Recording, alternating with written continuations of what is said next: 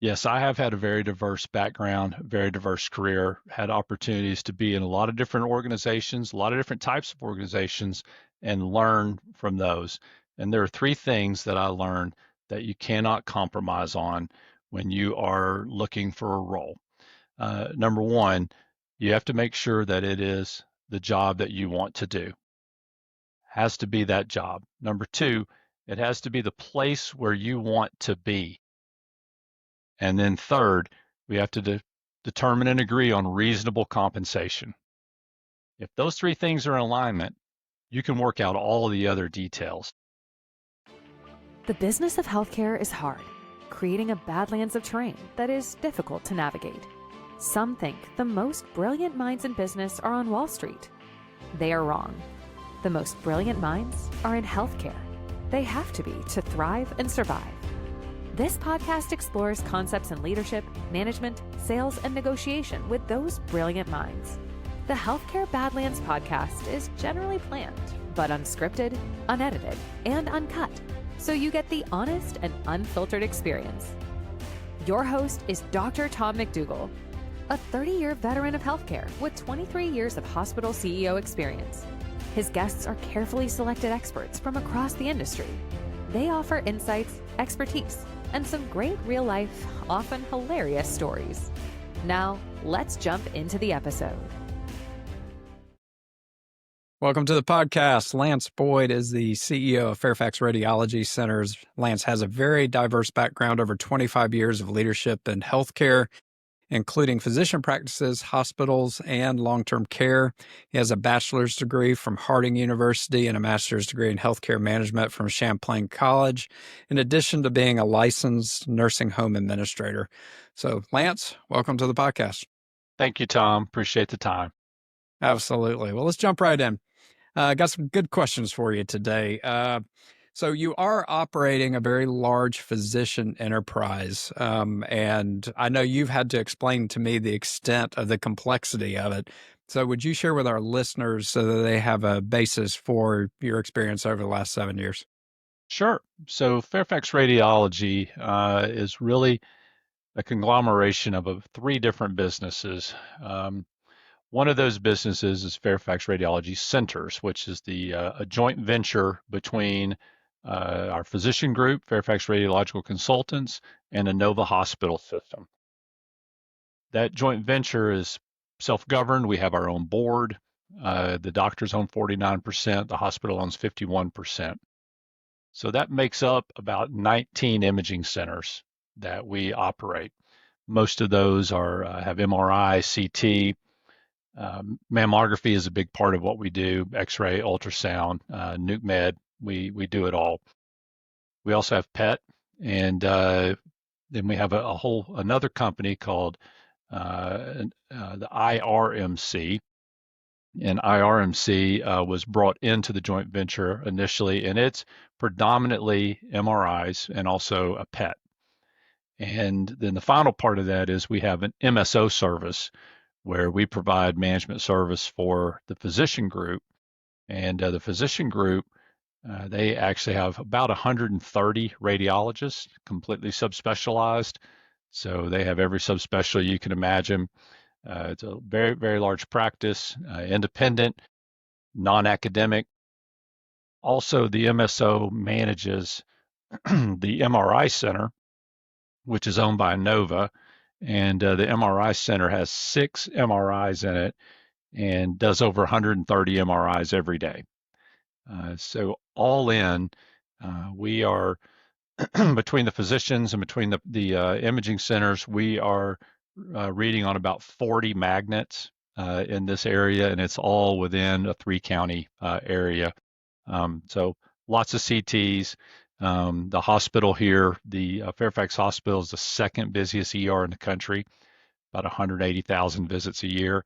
So it's a massive enterprise. We have about 600 employees, full-time employees, about 700 total, and we operate from 5 in the morning till 11 o'clock at night every day. That's incredible. Yeah, very large, very diverse and complex organization. So talk about some of the challenges that are inherent to that size and scope of practice? We're really Fairfax Radiological Consultants is celebrating its 60th anniversary this year. I had the opportunity. I've met three of the founding members. They all lived to be over 90 years old. They all told me that when they started this practice, they wanted to be at a small community hospital that wasn't downtown in DC, and they chose this one. Well, lo and behold, it's now a 1,200 bed hospital and expanded into five other hospitals. So it's now a massive system. Uh, the inherent problems that we have run into as far as FRC is that so many practices are run as what we call a mom and pop fruit stand. They make their decisions on the fly. They vote on everything. There's not a lot of policy written down. They maybe have some good operating functions, but there's no P&P to back it up. And so we're going through the joint venture's really only been formed for 5 years, and it started January 1 of 2020. Of course, nothing big happened in 2020. Yeah, right, with COVID. That was pretty terrifying. 2 years, 2 months into the adventure, that COVID hit, but we made it through and had a successful year in spite. And we've just continued to grow since then. But we started on a journey a few years ago saying it's time for this organization to mature. And we have been going through a process of making sure that we have real policy.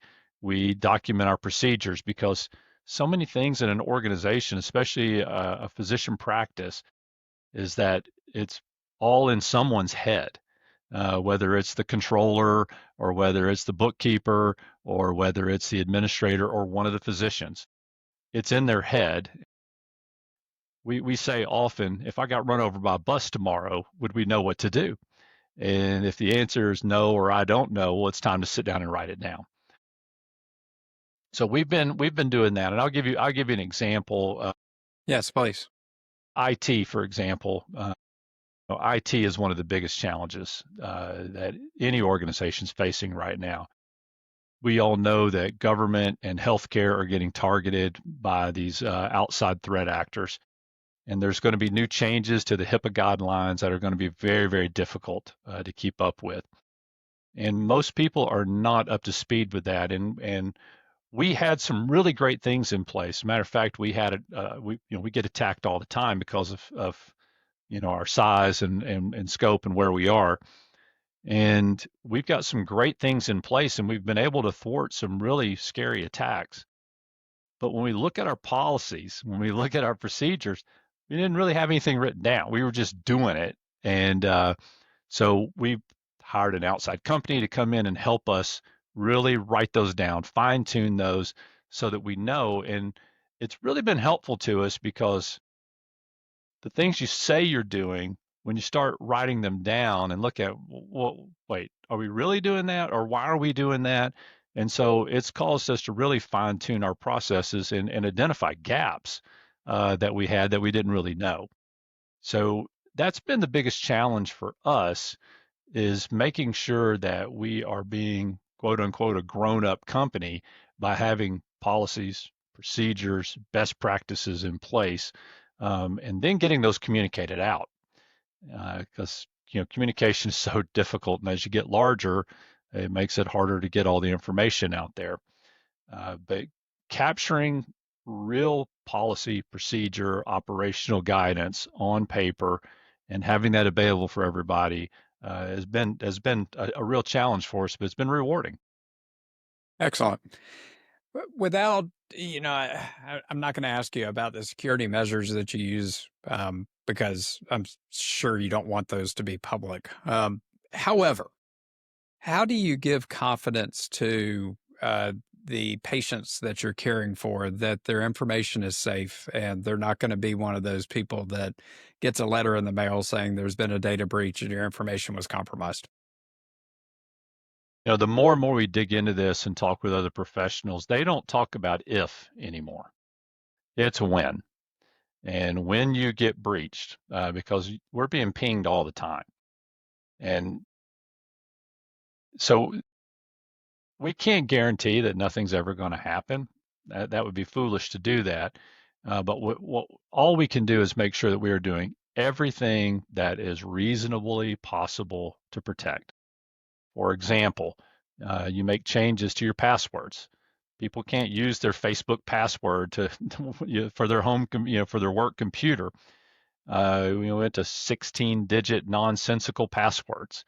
MFA, multi-factor authentication, is something that we've implemented across the same. The challenging part is that every time you make a change for safety, it interrupts operations.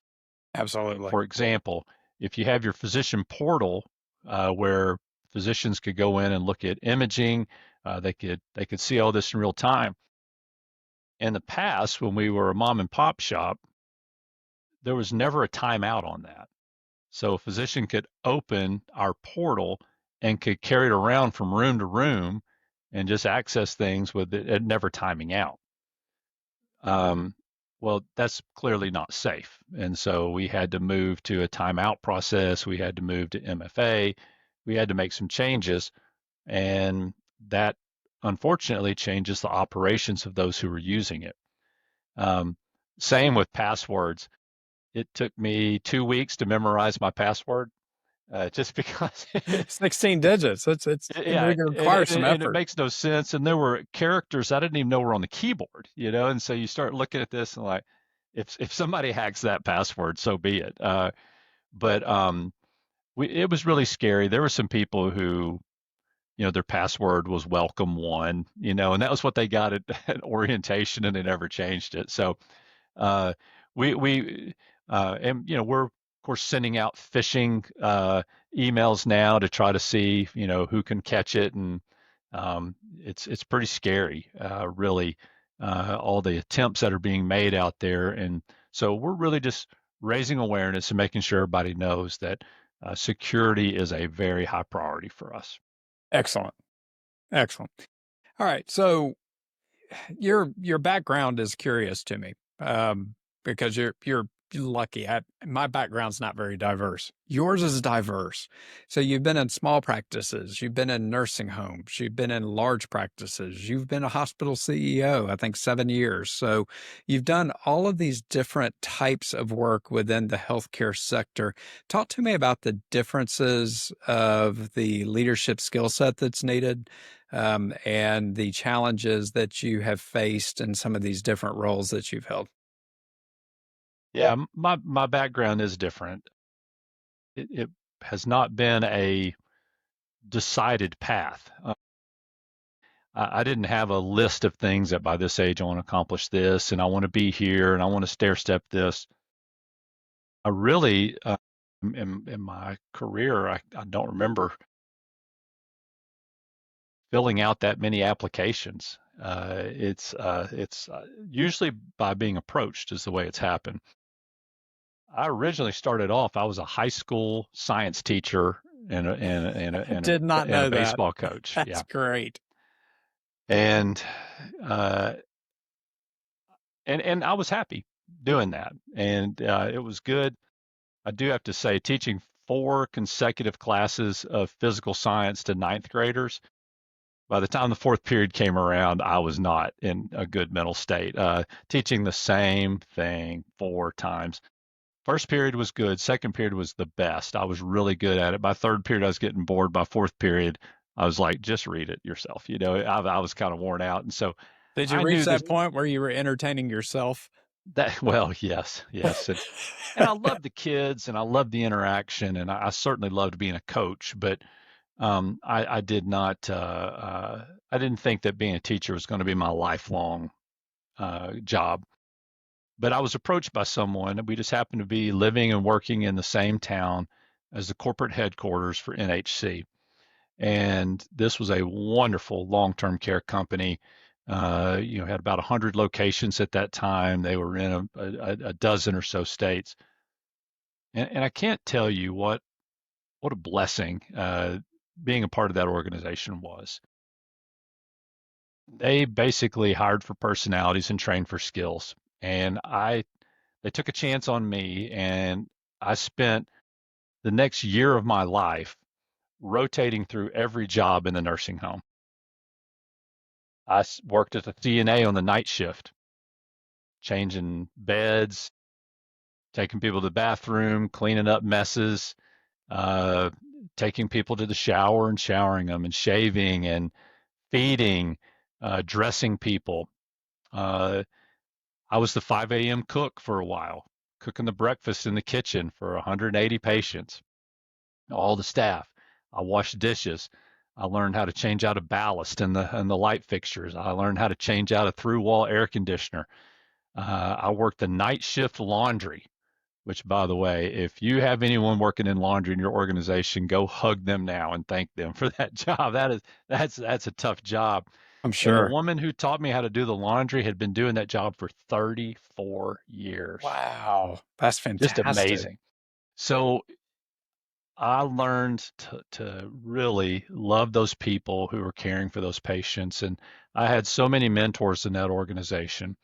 I had one lady named Betty that she just was a wealth of just genius information. But she would say all the time, there's only two kinds of people in this organization: those who take care of patients and those who take care of the people who take care of patients. Excellent. She's a If smart lady. so, I I got to have a lot of experiences with them at NHC, and that first year you're rotating through every department, learning what everybody does. By the way, I still know how to strip and wax a vinyl floor. Uh, that's an art. That is I'm an art. sure. Yeah. Getting that wax just right, there's no bubbles and no streaks in it. It's amazing.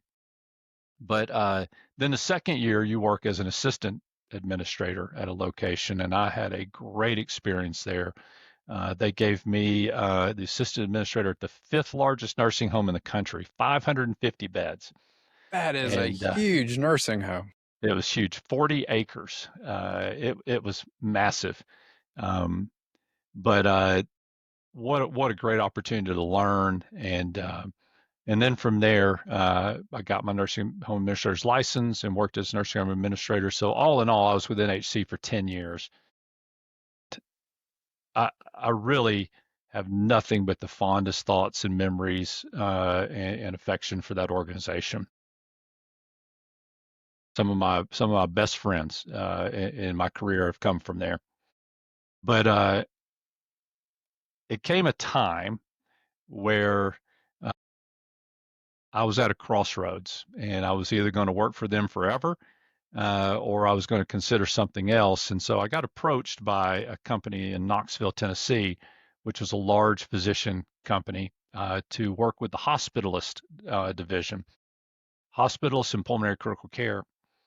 And when they approached me and asked if I'd be interested in running their division, um, I said, "Well, we'll talk about it," because I felt so loyal to NHC. And I remember it was a group interview, and there were probably six physicians in there. And one of them, a pulmonary critical care doctor, he asked me a very simple question, and I don't know that I'd thought about it until then. Uh, he said, "Where do you see yourself 5 years from now?" And I hope that I answered the question faster than I was thinking, because in my thoughts, I said, not what I'm doing right now. Well, wait, if I'm not going to be here 5 years from now, when do you make a change? And then I thought to myself, well, I guess when a great opportunity presents itself. Is this that opportunity? And I thought, oh man, I may be making a change. And so um, I did. I took that role and moved into that position, and that was really my entry into physician management. Um, when we say physician management, I've never really viewed the job that I do as that I'm managing these physicians. Um, I, that that sounds like herding cats. That we're not managing those physicians. What we're doing is we're managing their practice.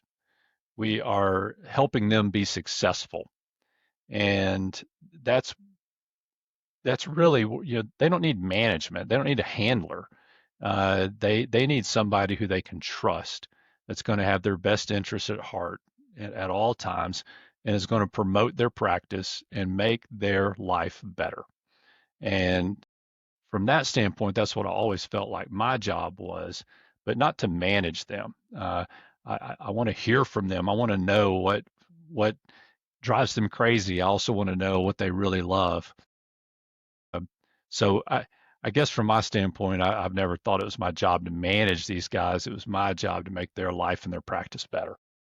And that's what makes you good at it. This episode is sponsored by CO Management Solutions, a revenue cycle company you may not have heard of, but you need to hear this. There is little healthcare organizations can do about inflation-related expenses, but you can make sure you are collecting 100% of the revenue you have earned. CO uses AI and the latest technology paired with an efficient team to aggressively collect your hard-earned revenue at an attractive commission. Start today with a free analysis of what you are leaving uncollected and recover that revenue with CO. For more information, visit coms.com. That is SCIOMS.com. A link is provided in today's episode notes. So you transitioned from the physician practice side, and I think next you became a hospital CEO, correct? So I actually moved into a COO role, and How did that transpire? Another strange question, another strange interview. yeah, yes, it is. You know, sometimes you get promoted into roles that you don't like, Yes. and that happened to me. I loved that job working with those hospitalists and intensivists, and the organization that I was with, the parent organization, made some changes, and they promoted me into a role. It wasn't a fit for me, and I could do it. I could muscle through it, but at the end of the day, I was not fulfilled. And so I ended up exiting that organization to go work for, a for-profit hospital company. They had a COO role in in the town where we lived in Knoxville. And the irony is, the CEO of that hospital, I taught him ninth grade physical science What a small world. at the school that I taught at when I first came out of school. So he was 10 years younger than me, but excuse excuse me, he had done really well. Very bright guy, very bright. And I was his COO. And I have to say, those 3 years that he and I worked together there as COO and CEO were fantastic because we had a trust relationship, and he trusted me to have his best interests at heart. I trusted him to always have my back, and we really got a lot done, and did some pretty amazing things for a hospital that had never had any success because of frequent turnover and bad ownership, and uh, we were able to really turn that thing around and make it successful. Excellent. That's huge. So where did you go from that role? I got a call one day from a one of the regional presidents, and he said, "Hey, we've got a problem at one of our hospitals, and I need you to go up there and be an interim for a little while." There had been a vote of no confidence at the hospital. The CEO is being moved on. Several of the physicians had, resigned and were, going to move out of the community or do other things. And so I said, well, okay, well, tell me what you need. They said, well, we just need you to go up there and just calm things down, let them know it's going to be okay, that we hear them, that we're listening. And I said, well, how long? They said, 3 to 6 weeks, Matt. I've heard this story before from other people. So 5 months later, uh, I'm saying, please, please hire somebody. I need to go home. But I did get a lot of Hilton honors points I bet out of you that did. deal, which Yeah, is great. 5 months.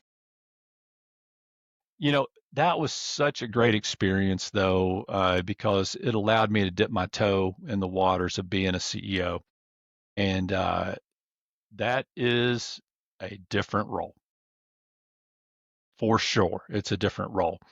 Um, in some ways, being a COO will prepare you for that CEO role, but in many ways, it doesn't come close. But I had the opportunity to go up there, and we, kind of got some things turned around, and it was a good experience. Those people were so good to me there. Made some lifelong friendships while we were there, and really enjoyed that. But it was time to come home, and when I came home, my CEO at my hospital, he had moved on, and so we had some other changes, and it was time for me to move on and take my own hospital, and so we ended up being transferred to another state and took the CEO role, and that's where you and I met. Yes. It's been a number of years ago. And how long were you at that hospital as the CEO? So I was there for 3 years, and 7 years in COVID years. 2020 was a long year.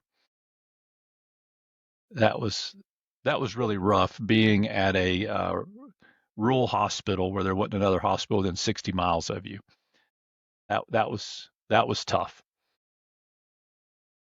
Wasn't a rich hospital by any stretch, and wasn't in a rich state, but we did we did manage to all work together, and there's a lot of stories that go with how we were trading ventilators for propofol and everything else out on the highways and byways. I put a lot of miles on my truck out there swapping for gloves and everything else. We just every day we'd be calling each other and saying, "I'm out of mask." And then I got plenty of masks. I need gloves. What size? Medium. I'll meet you in Vicksburg. And we would show up and just swap stuff. And it was we got done what needed to get done, but I'm not gonna lie, that was I didn't have much gray hair before that year. That was a very difficult year. What lessons did you learn during that year? I learned my own set of lessons. I'm curious though, what did you learn about organizational dynamics and about leadership during that experience? I think that the from an organizational dynamic standpoint, uh, the main thing you learn is that leadership has to step up. You can't just allow things to happen. If we would just sat back and let groupthink happen, I mean, you have to be decisive, and you let people weigh in, you get opinions. But to be honest, we didn't know what was going on at that time. Early on, I mean, we didn't know we didn't even have tests at first. You could only, our first case we discovered through a CT that had ground glass opacities in the lungs. And we didn't even have a lab test yet for COVID. And so Well, the state had the lab test, but you had to send it off and wait 5 to 6 days. Just hope for the best. it was longer than that. The first one we got was a tourist from France, and she started feeling bad. She came in, we ran the test and sent it to the state lab, and it came back 12 days later. And when we Oh, called her, she had wow. already flown home. Oh my gosh. So it was just we were learning as we were going, and people would offer their best guesses as to, their educated guesses as to what needed to happen and what should be done. But there may be three opinions, and as a leader, you had to just say, "We're going to go with this one," which means that what you learn from leadership during that is that you're going to have to be willing to be wrong occasionally, and you really have to stick yourself out there. There were times when I said, "You know what? We're going this direction. It was the wrong thing, and I got criticized for it, but that's okay because we made 8 other good decisions as well." And you learn as a leader that when you make a bad decision, you don't double down on that. You pivot. Yeah. You own You it. s- Move Yep, on. yep. Oh, my bad. That was a bad decision. Where do you think we go from here? All right, let's do it. And but you double down on a bad decision. You're like that basketball referee that makes a bad call, and then the coach is all over, and then they give him a technical foul. It didn't make it better, right? Uh, you wish that the referee would just turn and go, "Yeah, I missed that one, coach. Sorry." It Yeah. probably calm them down. Exactly. Yeah, you gotta be convincing in the moment and apologetic later. It's definitely the pattern necessary. That's good. Well, okay, so yes, the first 6 months of COVID were brutal. But talk about leadership coming out of COVID. I've talked to lots of executives over the years, so I'd like your take on what your thoughts are on kind of that leadership pivot that we all experienced coming out of the first 6 months of the COVID crisis. It's interesting because, and I guess it depends on where you lived as to when we started coming out of the crisis. Yes. There are some states in the South that they finished up COVID in August. They just kind of said, all right, we're just gonna kind of move on. And then there are other places where they were still doing COVID in 2021, still doing masks up until the president said you don't have to wear them anymore. So I actually transitioned during early 2021 from hospital back into to practice management here at Fairfax. And it was funny, really, after the first of the year, when I would say when the vaccine came out, uh, the community that my hospital was in kind of said, all right, we got the vaccine, and people started relaxing a bunch. Uh, People weren't as nervous, and there was a pretty good adoption on the vaccine. And I think things started changing then. But the problem that we ran into is that the travel nursing situation got out of control. It did. And, you know, we really had to say, well, how are we going to recover from this as volumes start to return to normal, as we get into a regular routine? We lost so many nurses to go to Texas and be a travel nurse, or Florida, or wherever, California, and they were making a ton of money. I've heard, nurses making $8,000 a week, and it's like, how do we compete with that? So I think what we really started doing during that time period was focusing on our people and making sure that the staff that we had were well mentally, physically, emotionally, because they'd been through a lot. And you want to make sure you maintain the good people that you had, the good people who had stayed with you. Um, the challenge now today is that we still have a hangover from all of this. We lost a lot of experienced nurses and techs and physicians who just said, I think I'm going to retire. Yes. And they stepped away. And we also had some pretty dicey training situations during that. I can't imagine being a second or third year dental student during 2020. I mean, how did you see enough open mouths to know what's in there? Good point. And so, I think we're just now seeing people who have had a full residency post COVID, and they didn't have anything that was holding them back. We're seeing people who trained nurses, techs, who trained post COVID now, and we are seeing a difference. We are seeing a difference. So we've had to really look at that and look at when did they train, and that changes a little bit our onboarding expectation for new hires. So I think COVID caused us, from a management standpoint, to really look at staff in a more focused way. And my COO, I think I said something in one meeting, and she wrote it down and put it on a post note on her credenza. But it says recruit, retain, and promote. And that's Excellent. really kind of our Like focus, is that. that we want to recruit the best that we can, but we want to retain them. And then it's if someone has some upward mobility in the organization, then we look for an opportunity to promote them, and to make sure that they're achieving everything they can through us. So Yeah. No, that's a great point. Very valid. Okay, so let's pivot back to your career progression. And you mentioned a number of changes, and you had, by comparison, for 25 plus year veteran healthcare leaders, you've experienced a lot of different types of organizations and different types of roles. So, for the listeners out there that are either early careerists or perhaps they're even considering making a change on their own, what advice would you give to them?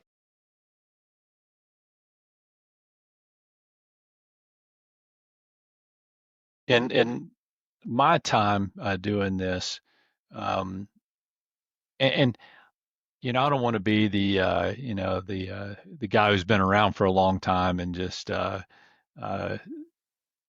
says something irrelevant here, but I I have learned over time that necessarily the type of role that you're in, the type of organization that you're in, is probably not going to matter as much as the culture of the organization that you're in.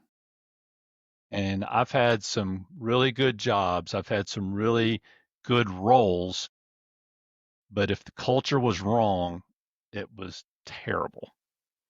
And I've had the same job, the same role in different cultures, and had vastly different experiences with them.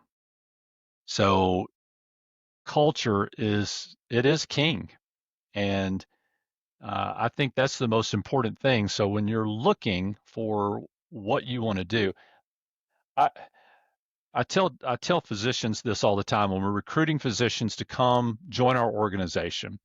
And this applies to physicians. It applies to really anybody. I, I interviewed a marketing director the other day and said the same thing. There's three things that you have to get. Number one, this has to be the job you want to do.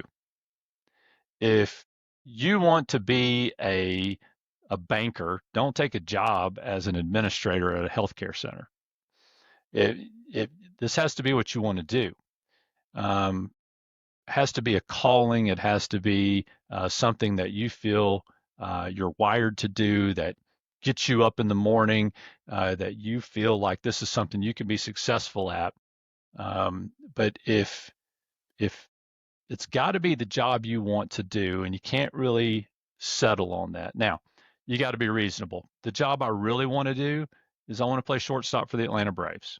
That's the job I really want And to do. you may have aged out on that one at I this may point. have. Yes. I may have. I'm out of eligibility, as they say, but uh, I got to be reasonable about it. The Braves are not calling. I mean, I hope they're listening. If they, I think I could still hit, but if the Braves aren't calling, and so what's the next best job you can have? What's the one I have right now? I love this job. The reason I love it is because of the culture here, and the culture is fantastic, and it's a culture that um, we celebrate when we do well, but we've always got a mindset of better. How can we do this better? And I love that because we celebrate, but we're always looking for improvement. So first thing, this has to be the job you want to do. The second thing is this has to be the place where you want to do it. If you want to be in Chicago, don't move here and take the job. You're always going to be looking at Chicago and wanting it to be there. Or if you really want to work at Home Depot, don't take the job at Lowe's. Yeah. It has to be where you want to be. And that's an important factor. Now, have I always worked in places where I wanted to live? No. Sometimes you take the progression and you take the job. I've always been able to find happiness everywhere where we've been, but honestly, it's taken me until we moved here to feel settled and home. And this is the first time in my professional career that I have felt settled and home. Not that I've been wandering and looking, but I don't feel like I have to try to make the best of it here. I feel like I have the best of it here. And so that's a good place to be. So number one has to be a job you want to do. Number two, the place you want to do it. And number three has to be fair compensation. Yes, absolutely. It's what makes the world go round. And I try to explain this to people, and I don't think they get it all the time, because there are people who say, well, no, I'm going to go ask and get as much as I can get.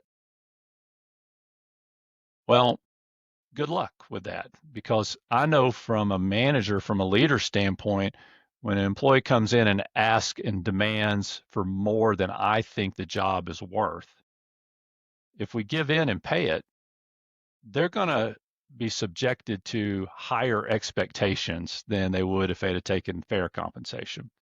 And so I don't know if you've ever heard anyone say this, and we say this going back to baseball. We say this about shortstops a lot.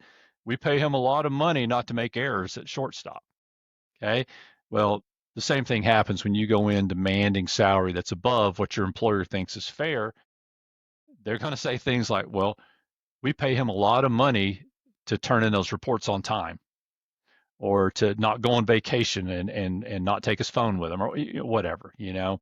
So there's going to be some higher expectations, not on purpose. It just happens organically and intrinsically. But the same is true on the other end. If you take a role that you feel is undervalued at what you're doing, what you produce, and all that, you're going to feel like you're taken advantage of. And you're going to say, wow, boy, they got their pound of flesh today. You're going to feel taken advantage of. And so the goal is to find that range of where you feel comfortable, they feel comfortable, and we all agree. So if you find the job you want to do and the place you want to do it, and you have fair compensation that everybody views as fair, those are the three non-negotiables that have to get right. You want to wear a blue shirt, they make you wear a white shirt or whatever, you can deal with that. But those are three things that you have to get correct. So that would be advice for people looking for where to go, culture, and then those three elements. Lance, this has been extremely interesting. Thank you so much for sharing about your career path and how you've evolved and grown as a leader. And I know what a great job you're doing for your organization, and they are super fortunate to have you. Well, thanks, Tom. I'm the one super fortunate. I love what I do and where I do it.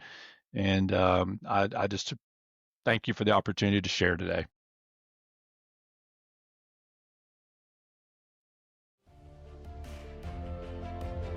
Thank you for listening to the Healthcare Badlands podcast. As always, please like and subscribe so you don't miss future episodes. If you have suggestions for topics or guests, please email those to podcast@badlands.pro. This podcast is for informational and entertainment purposes only and should not be considered legal advice. Some information shared may include fictitious names. The opinions expressed are solely those of the host and/or guests and are their own and not reflective of the opinions of others or our sponsors. Thanks again for listening, and we hope you'll join us on the next episode of the Healthcare Badlands podcast. Until then,